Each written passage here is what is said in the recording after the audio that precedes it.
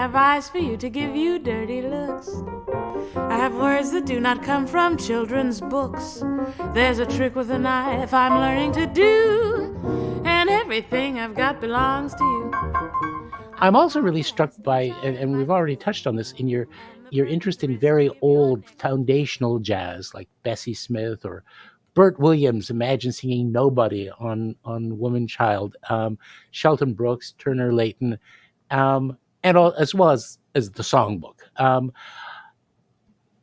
It must feel like a journey into a distant past that somehow is like at the root of the form that you're in. I really find your way of approaching that material, particularly stuff from the early years of the 20th century, and in the case of Nobody, I think it was written in the 1890s.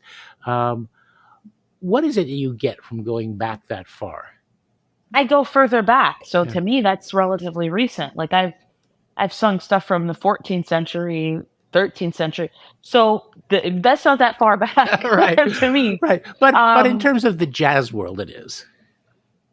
Sure, but I don't necessarily see that as I don't think in terms of genre when I'm looking at repertoire.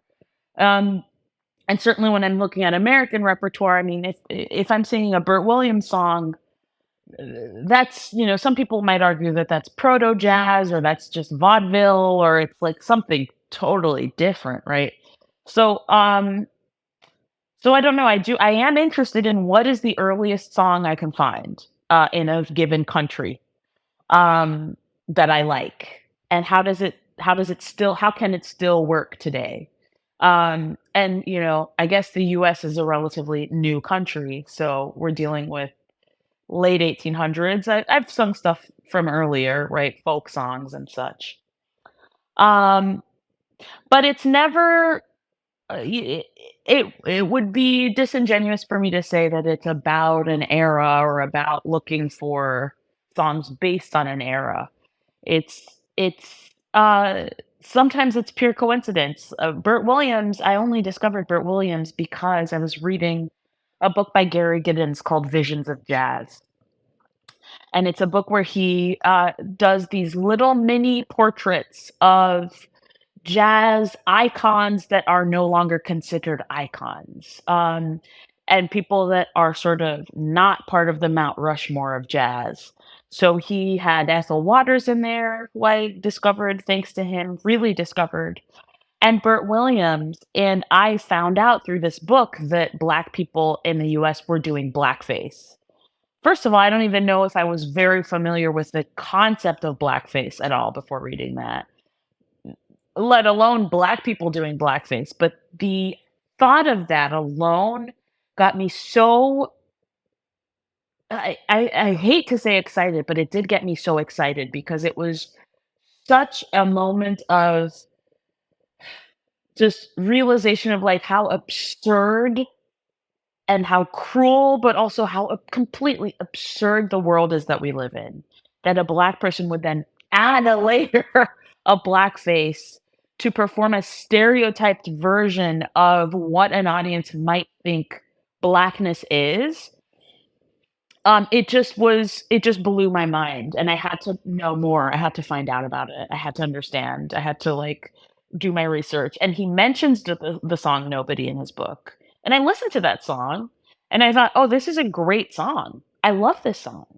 So it wasn't about me. Like I didn't set out to say I want to study the earliest music that I can find in jazz. It was more, oh, I'm reading this book. Oh, he's mentioning this person. Right. Who is this Right. person? But in terms of the and jazz and world, it is. I do have a tendency to do that. Like if someone mentions something, I'm gonna look it up and I'm gonna go listen. If I'm reading a book, sometimes it takes so long to be reading these nonfiction books about music, because if anytime there is any mention of any music, I put the book down and I listen to it. Yep.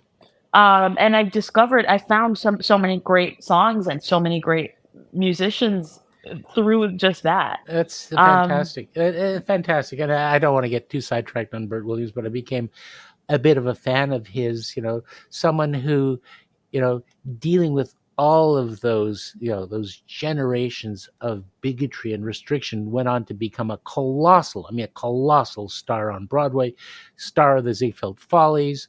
W.C. Fields said he was the funniest man and at the same time the saddest man I ever met. So clearly someone who felt that injustice and died very young. I think he was in his late 40s, maybe. Anyway, it's a bit of a sidetrack, but it does take me um, to two aspects of your music making. One is your interest in musical theater, and you already talked a little bit about singing music from musicals, and also storytelling. And I really find that your way with text is very distinctive. I've noticed how you find at times a particularly strong dramatic moment that you bring out with just a little bit of extra emphasis and precision on a single consonant, some bit of accenting here and there. Is the storyline, the plot, important for you in the way you approach a song? And you try to imagine a character and try to inhabit her and adjust vocally to that personality when you bring it to life. Yeah, it's extremely important to me. I love a good story. I love language and how it works. I love how a word can change the course of a story. One word, one comma. Like I love that kind of stuff.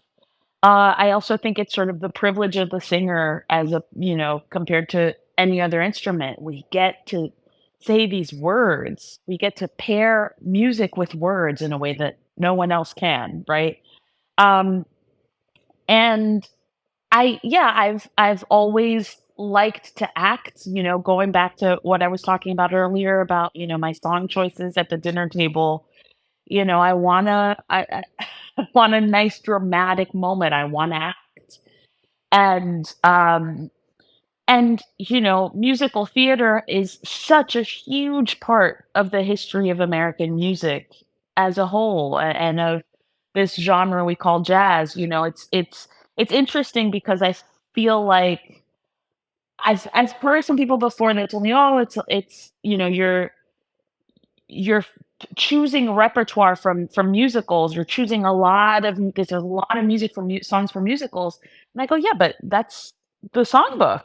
I mean, I'm just choosing different songs from the same musicals that maybe we've heard less of." But honestly, I mean, Coltrane did Favorite Things. That's one of the classic songbook songs. So I'm just continuing in that, and I think where maybe I veer into like a sort of cabaret territory is that I really do get into the characters. I love to get into the characters. Um, so and that's also like that's my baggage from studying classical music and from studying Baroque music, which was, it was so encouraged to get into the characters, get into the context, express the setting through the song, express where you are and when you are and what's going on through your singing. Take us there. Um, and so I think that's one of the ways that, all of these things come together for me. Um, yeah, but it's a lot. To me, it's fun. It's just a lot of fun. Right. Well, I've always been fascinated by the sort of magical way that a singer or a particular song can create a completely separate character through a change in vocal color, inflection, dynamic. I guess maybe the classic case is Schubert's Erlkönig, where basically in Yes. 4 minutes you have to be four completely different characters. Um, and since it's not opera, you're just standing at a piano. You can't really do a lot physically to bring out that. It's all done with the voice, and you're switching back and forth. It's not just one character, then the next, to the next. You're going back and forth continuously for those 4 minutes. And, I hear a lot of that kind of approach in your singing. Is that something that, again, there's a kind of a feedback loop from your classical performance experience that informs that? I think so. I think there is, but I think also ultimately the reason why I was so attracted to classical singing and particularly opera singing, is because there was that.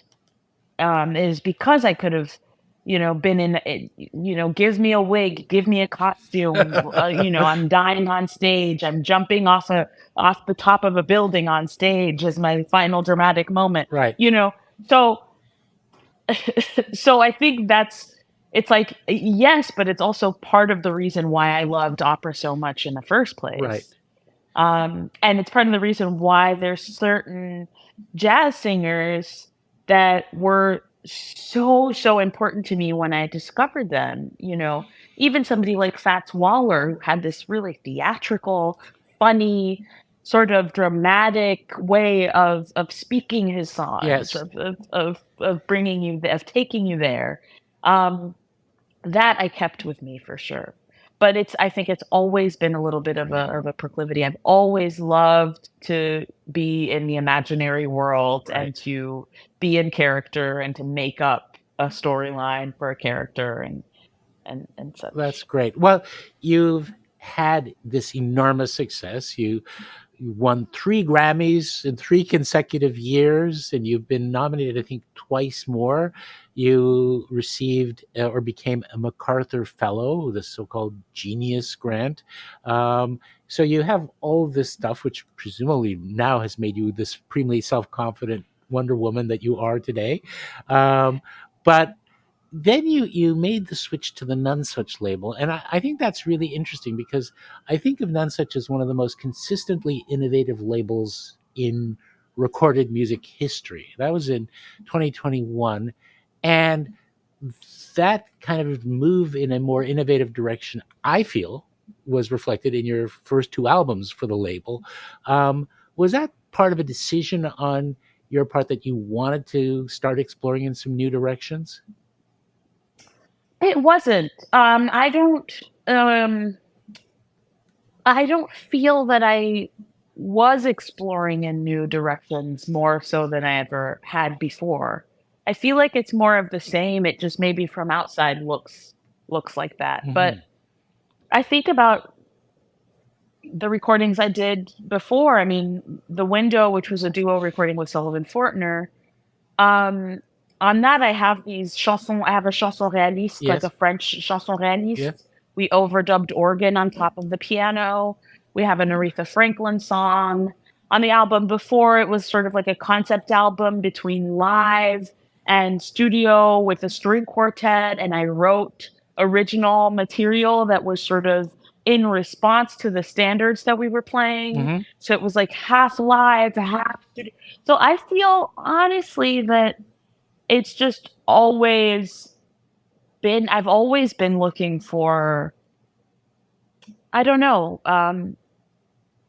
I've just always been following my creative instincts, and Hmm. I don't see myself as being more exploratory.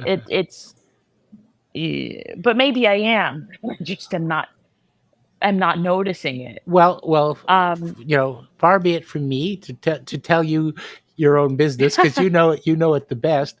But at least as an outside observer, I sense, well, starting with Ghost Song, the thing that about Ghost Song and Melusina that um, strike me are the kind of unifying concept and framing of the albums. A move back into in this world of streaming, which has sort of atomized the musical experience, where people listen to tracks rather than experiencing a kind of the so-called the Gesamt of a full album.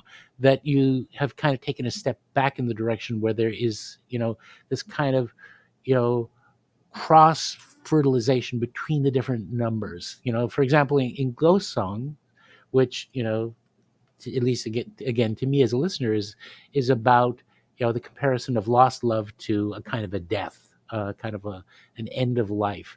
And you know the songs all in one way or another kind of comment on that overall overarching theme. Anyway, let me go on and wax poetic about how much I love the album a little bit, and say that the recording is bookended by some really breathtaking a cappella singing, including, I think, probably the thing that drew the most comment from critics was your own take on Kate Bush's Wuthering Heights. Um, where did you get the idea of drawing upon that song? I mean, it was a brilliant choice. It's brilliantly performed, but Thank you. but not so obvious. I was reading the book. I was reading the book during the pandemic. Ah, Why I started to read the book, I don't remember. But I had the book. I've had it for years and I never really read it. And I thought, oh, let me read it. And I completely fell in love with it. I loved it so much. I thought it was so brilliant. And then I started looking for versions of the book and, adaptations, yes, TV adaptations, movie adaptations, because I wanted to stay in it right, and I right, wanted to see how other people interpreted it yeah, and how other people you know. So I started watching different versions. And then I remembered the Kate Bush version. I said, this to me is the best adaptation of this book. uh huh, There's no better adaptation. Um, and I was listening to it and I thought, maybe I could record this. Why not? And I was also listening to a lot of Irish music and I was listening to Sean Nose and I don't know how I got to Sean Nose singing. I don't know how I found it, but I found it and I thought I was completely astounded by this type of singing, which sounded otherworldly to me. And so little by little, it just kind of came together slowly, slowly. Um, and I think part of it was also I wasn't singing in front of an audience. So I was a little bit in my own bubble, and it just kind of allowed me to try things that I might not have because I do feel like oftentimes I'm concerned with, the audience's well-being, right, I'll right, right, say. right. There was no audience. Yep, I was alone, so I could really do whatever I wanted. yeah, absolutely. And have you heard from Kate Bush? No, never, Well, never. oh, she should feel very flattered because it is a beautiful rendition. The last song on the album is one of the child ballads, "The Unquiet Grave," a traditional, well, depending on whether you think of it as Anglo-Irish or Appalachian folk ballad. Um, and that is it takes you into that folk tradition of really telling a story. I mean, there is a beginning, a middle, and an end. There is a whole narrative through line. Um, and I find it really magical what you did with that. Thank you so Yeah. much. I love that song. I think it's so, so beautiful and it's so hopeful Yep. too. Yep. It's telling you to go out there and live. You can't stay in the past. You can't stay in the doom and gloom and in the morning.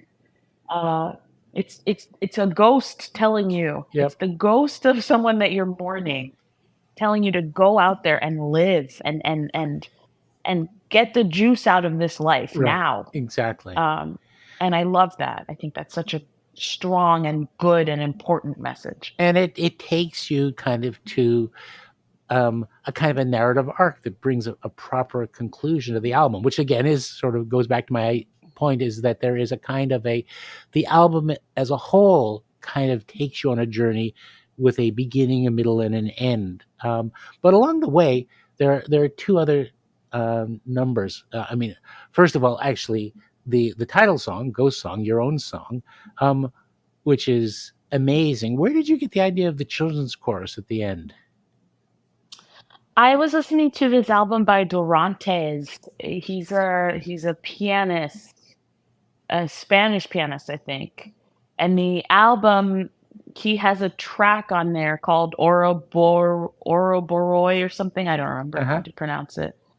Um, and he plays instrumental for most of it, and then at the end, or not at the end, I don't even know at what point, but at some point there's this choir of kids just screaming. I mean, not screaming, but singing with, their voice Right. singing out.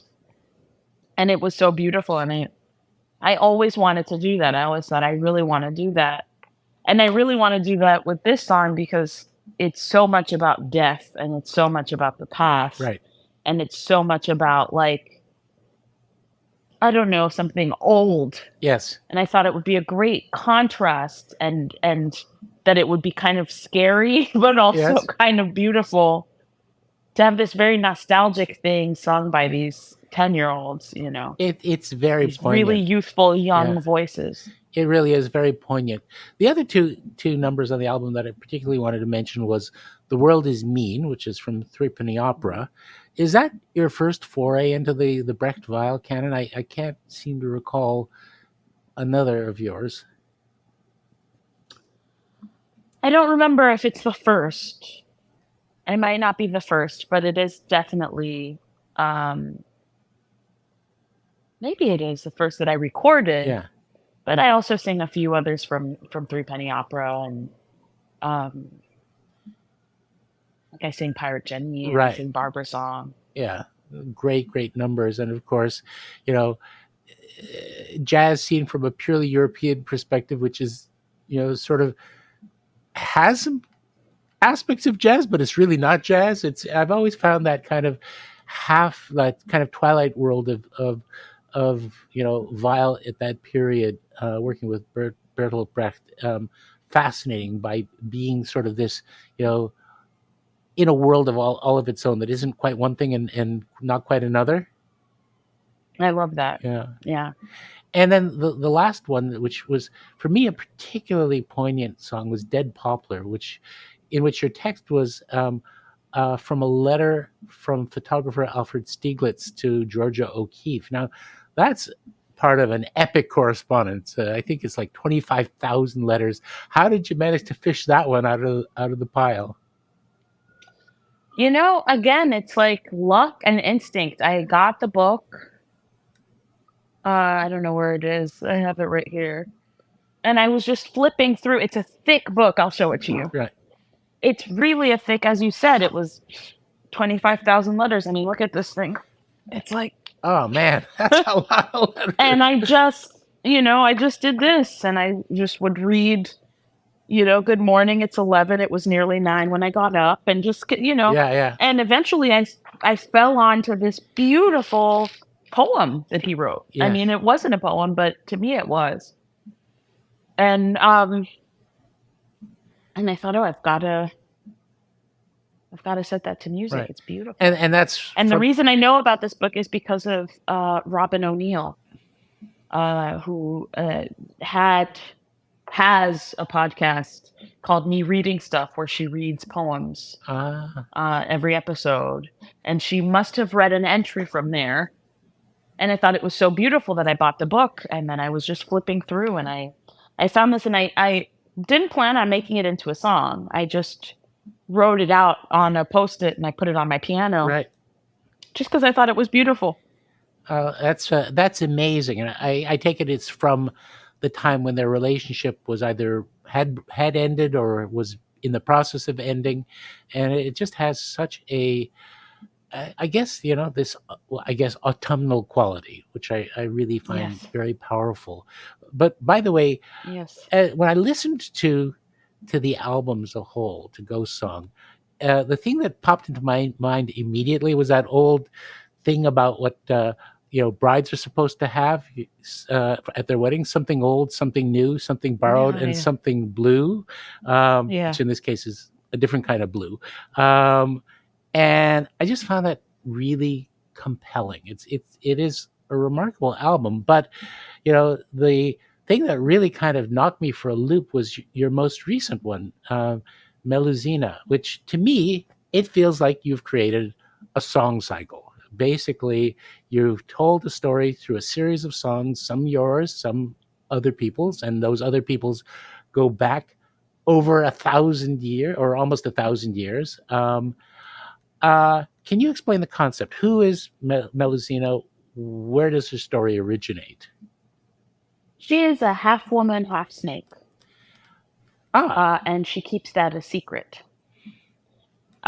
She gets married to this man and tells him never to see her on Saturdays because Saturdays are her day. And he accepts. And they have 10 children.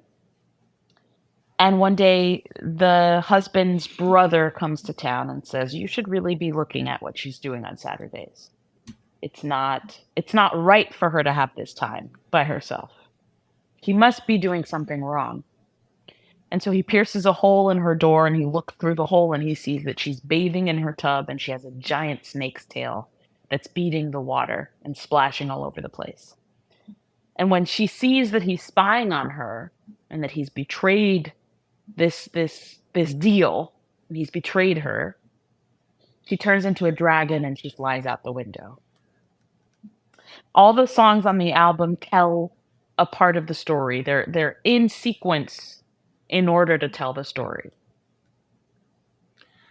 Well, you are a new Schubert. That's all I can say. You've graduated You're with very us. sweet. Well, but it's fascinating because the story itself dates back to medieval France. It's from Poitiers. And if people want to see a representation of this remarkable hybrid, multi-species persona, they can go to one of the most famous of all medieval manuscripts, the Très Richeur du Duc de Berry, and you'll see the chateau of Lusignan, the Lusignan family, because I guess the character, the man who marries Melusina, he's one of the family, the Lusignan family.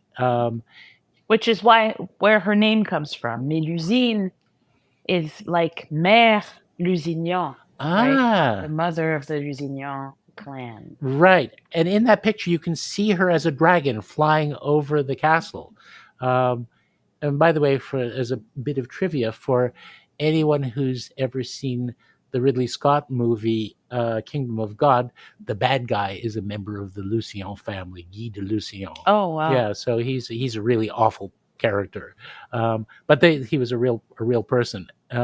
So you've got this enormously rich, multi-dimensional. Because my understanding is that in the folklore, she's also regarded as a builder, as someone who helped to create Yes. this great chateau, which now unfortunately is only a Yes. ruin. So she's seen as a figure of, of fidelity, of devotion. The man's behavior is a sign of betrayal, but she's also has the complexity of a mixed nature, a person who is neither one thing nor another, but a composite, just like every human being is. It's Yes. so multidimensional. And what I found fascinating about the way you approached the subject matter is that you drew upon so many sources. You say you went back to the 12th century with two of the only, the only women troubadours that we have a record of. And those are magnificent. You draw into the 20th century French chanson literature, your own pieces. You've got an air de cour, and then you have material in Haitian, as well as the medieval material, which is in Occitan. What was the research behind this? I mean, this must have been an incredible journey to find the material, and I'm going to guess mostly intuitively say, oh, that belongs. That maybe doesn't Yes. quite belong, but maybe a little bit. But now leave it on the side, Exactly. and then no, exactly. that doesn't belong. Yes, exactly. It was gathering all the songs in French or um, uh, for that I'd been singing for the last 10 years, but also new songs, gathering all the songs that I knew of that I wanted to record and seeing how, like, what fits in the story. How can I place this, and testing it out. Uh I think it's research that had been done over the course of my life. I found out about Mélusine maybe 10 years ago or 7 years ago when I Hmm. was looking up female monsters. And I some of these songs I've known, the song from Starmania, I've Uh-huh. known from the time I was 8 or 7. Um, so it's just because I had never done a fully French language recording, there was still so much repertoire, so many songs, and still there are still so many songs that I Yeah. haven't recorded that I sing in shows that I love to sing that are in French. Um, so it was just a question of picking and choosing. It was kind of a wonderful parameter and a wonderful sort of boundary that I set for myself of like, how do I tell this story?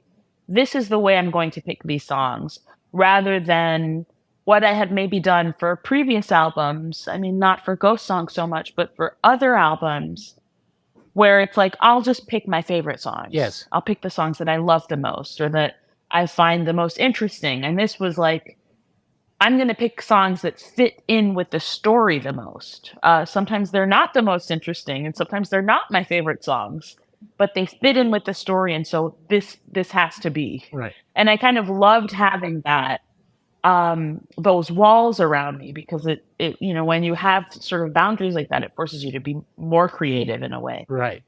Well, and again, context kind of amplifies the intensity of the song. So I don't know which are the songs that you might have felt were not quite as strong as standalones, but they they are amplified by the sequence and the evolution of the plot and the saga of the main character.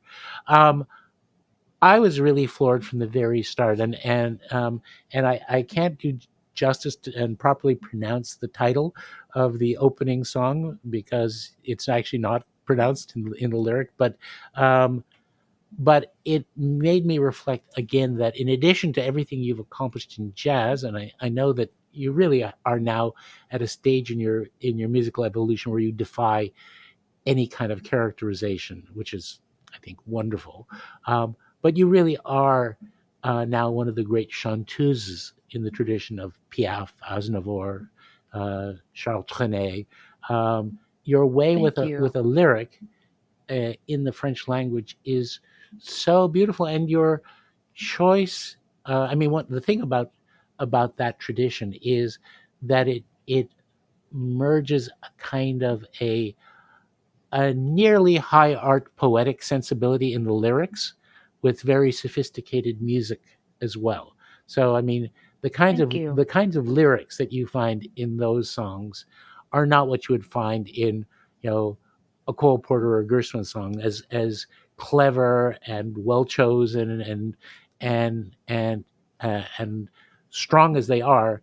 It's not like taking a page from Baudelaire. That wouldn't belong in. Yeah. Yeah. Yeah, I mean, those are songs. If we're looking at Cole Porter, those are songs that he meant as songs, Yes. right? But a song like "Ainsi que les hommes vivent," which is the first track on this album, it's a poem by Louis Aragon, who's one of the great poets. It's like it's equivalent, I guess, to having a song with lyrics by Walt Whitman. Hmm.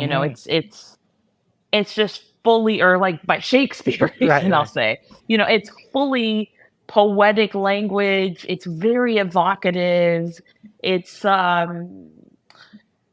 it's kind of confounding, like you don't quite understand it quite yet. And then there always is something that's slightly out of reach for me in terms of like understanding that it's not even about understanding. Right.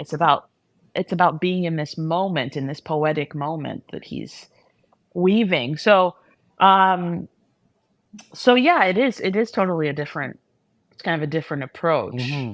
Um, Well, like I say, I mean, long may you celebrate that tradition, and also with your own songs add to it. Um, Before Thank you. stepping away from Melusine, the medievalism of it, is that something? I mean, you had studied Baroque music. The medieval is like two two levels earlier in terms of Yeah, music, Western musical history, because it's before the yeah. Renaissance, it's back in the Middle Ages. What is it about that musical tradition or poetic tradition or the culture and society that gave birth to it? What was it that drew you in? She drew me in, and if she had been a story that was made up in the '80s, I probably would have been as drawn. I love her. I love that story. And I think, yeah, certainly there's a little bit of a more of a draw because it's so old and yet to me still works so well. Um, yeah, I just love her so much. I think, and I think, and I loved him too, like his role of like being this voyeur, being this sort of betrayer, and imagining that these two characters might be archetypes that live within each of us. This thing of like wanting to hide our freakishness, wanting to uncover our freakishness. um, I just loved that story so much, and I found Mélusine online, just collecting monsters, collecting creatures, collecting hybrid creatures online. And she's one of the first ones you find. I was interested in chimeras and women that are Right, mermaids right, and right. women that are half a woman, half something. And she kept coming up every time I would look it up. Um, and it was only once I had read sort of the blurb of her story that I realized not only that it was French, Mhm. but that it was medieval, that it was, this very old, old story written by Jean d'Arras. That's the one that I read. And so, yeah, she drew me in. I won't say that I'm not interested in medieval culture because I am. I'm very interested in like the fashion of that time Mhm. too, like French medieval fashion. Um, so yes, I certainly am drawn to that, I will say. But it was her. And it really comes across. But for people who are into today, just because there was a castle and what she turned into, that there you go, your first experience of Dungeons and Dragons. Exactly. um, before we finish up, there are three other things that I wanted to talk about. First of all, your visual art, which appears really memorably on in many of your albums, on the covers and in the pages of the booklets, but also your work on fabric. And how has that emerged as a part of your way of expressing yourself, and particularly the work on fabric that really interests me. I started embroidering because I wanted to make big drawings on tour. Uh-huh. And because it was something that I had always seen my mom do and my grandma. And it's it's sort of the easiest, cleanest way to draw while on a flight. It's extremely meditative because it takes so long to fill things in with color. Yeah. Um, it also makes it easier for me because I'm so I do draw on paper. Yes. I do like to draw on paper, but I have a tendency to be kind of rough with my Yeah. materials and I ball things up. And so embroidery to me is like the most durable way of making art because you just embroider on a piece of linen, and you fold it up, you put it in the suitcase, and then you can keep working Right. later. Um, and yeah, there's that repetitive motion. I mean, it's it's so great. I Uh-huh. think I mean, I recommend it to anybody, any kind of repetitive motion hand thing, like even crocheting or knitting. It just you keep your hands busy and Right. you can also think, Yeah. like you can do it without listening to music or with it. Just do that and think or talk or I don't know. I just feel like it's such a great way to use the hands. Uh-huh. It's Um, it must be very soothing to do. it's extremely soothing. Yeah. Yeah. That's and people can find your work is in a gallery, so people can find it. It is in Brooklyn, yes. Yes, they So can. go look at it. Go look. And two other things, two other projects of yours. One that I came across pretty much by accident, and that's Yolk. Can you explain what it is? I found two yolks on YouTube. I need to make more. I need to make more. Um, it's sort of like a multimedia project where I wanted to bring together different artists from different disciplines, and make videos or tell little stories. And I did a couple, and I need to make another one. It's very, very sporadic. Um, and then what's the other project? Ogress. Yes, Tell me about the ogre, the lady ogre. the Lady Ogre. It's going to be an animated feature-length film. And it will probably come out in 3 years, Uh-huh. hopefully. And it's about an ogress who lives in the woods near a village. And is it an original story of yours? It is. I wrote the story and I wrote the music and I sing it. Ah, fantastic. And um, will the animations be derived from your own drawings? I'm doing like initial sketches and then I hand them over to my co-director whose name is Leah Bertel. She's an animation director based in Belgium. So we draw everything together and I'm directing the movie as well Oh, with her. fantastic. Fantastic. Well, that is a totally new dimension. And again, moving into a kind of mythological terrain. What was it Yes. about the ogress that you found captivating as a subject? I uh I think one of the great things that I'm always interested in my singing, in my visual art, everything, and in everything that I watch or read, I'm interested in yearning and in hunger. And an ogress is hunger personified, Right. right? Um, and so I think that's what it comes down to is exploring hunger and yearning and wanting and desire.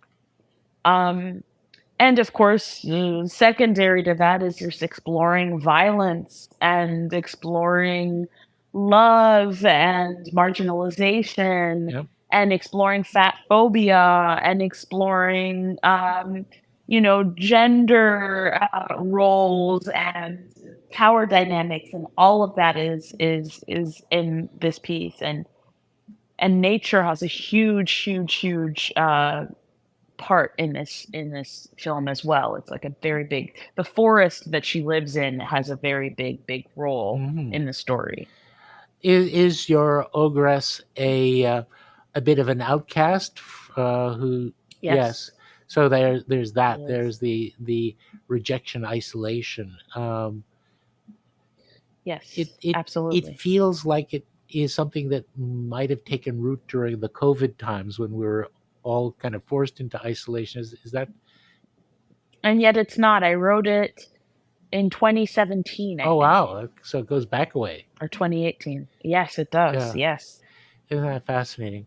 But also, an ogress has power. This is a powerful. It's power. Yeah. I think also I like to center these creatures that are ferocious because it's sort of a replacement for my own lack of ferociousness. I'm pretty meek.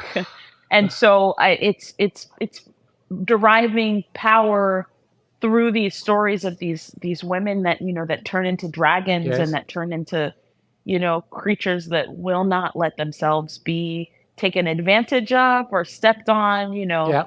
that are really clear on their boundaries. I love that because I'm not clear on my boundaries. Oh wow. Basically, you could tell anyone to get off anytime you want to. Oh, Yeah. well, it's hard. It's hard, I think. But well, that actually sort of brings us full circle because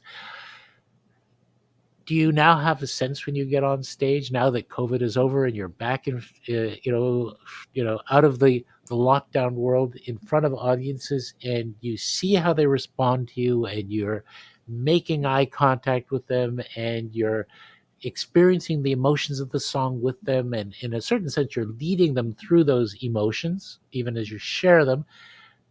Are you not feeling the power of that in what you achieve in that kind of collective experience?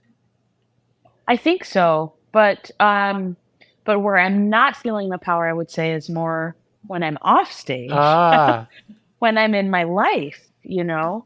That's why I can sing these characters. I can sing, these sort of really powerful creatures because I get to sing them. right. Um, but in life, that's where that's the kicker. Well, this has been just fantastic. I've really enjoyed our conversations. Just Thank you so much. in parting, I mean, Ogress is still a project in the future, but do you have any further down the line long term ambitions, things that you would like to do? I would like to write a musical. Fabulous. Yeah, I would like to write a musical. Well, I'll buy a ticket to that. We don't know what it's about yet. Well, it's all right. I'll buy a ticket anyway. Okay. If Well, it's your thank you. work and you're in it, and there's even one stanza of French, I'm there. Okay, great. Thank you so much, Cecile. Thank you. Thanks for having me. Oh, it's been a pleasure, a joy. The Glenn Gould Foundation is a registered Canadian charity, and we rely on the support of arts lovers like you to keep bringing inspiring stories to life. Please consider giving by visiting our website, glenngould.ca, and follow us across social media at the Glenn Gould Foundation. Thank you so much for joining us for this episode of The Gould Standard.